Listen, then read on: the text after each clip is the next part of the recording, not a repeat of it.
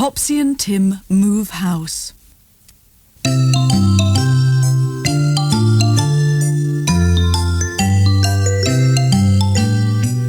Topsy and Tim were born in a little house on a big, busy road.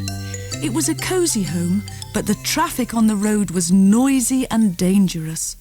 Mummy and Dad decided they would have to move house. There was a lot of work to do before the removal men came. Dad took down all the curtains, then he took the carpets up. That was a dusty job. Mummy kept finding things to wash and scrub, even though they looked clean already. She put all the breakable things ready for the removal men to pack. Topsy and Tim packed their own toys and treasures. The removal men came in an enormous van. They were cheerful and friendly, but they wasted no time. Whenever anyone sat down on anything, the removal men came to take it away. They said, "Oops a bloomin' buttercup." It should have been fun, but Topsy and Tim grew sadder as their old home grew emptier.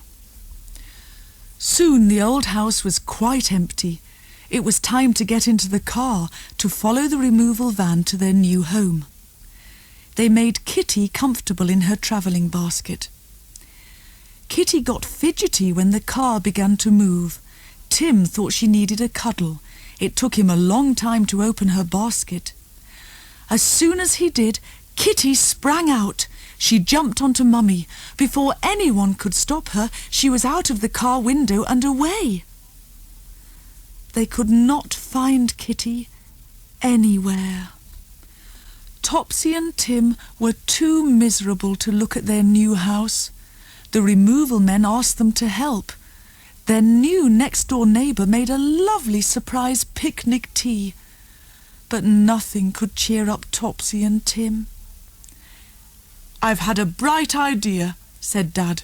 He drove away in the car. Mummy was not very pleased with him. There was such a lot to do. Topsy and Tim carried their old deck chairs into their new garden shed.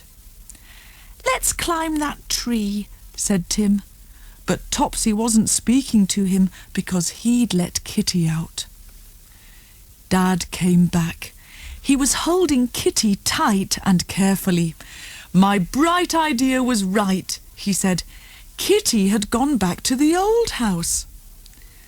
Mummy rubbed some butter on Kitty's paws. Then she made a safe, cosy cat bed. "By the time Kitty has licked that tasty butter off her paws, she'll be feeling at home here," said Mummy. "Come on, Tim," said Topsy. "Let's climb that tree in the garden." Topsy and Tim's bunks weren't ready at bedtime.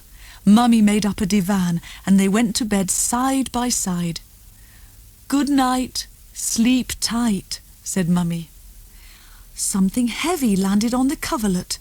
Topsy and Tim knew what it was. "Hello, Kitty," they whispered. Kitty purred very loudly. Soon they all fell asleep in their new home.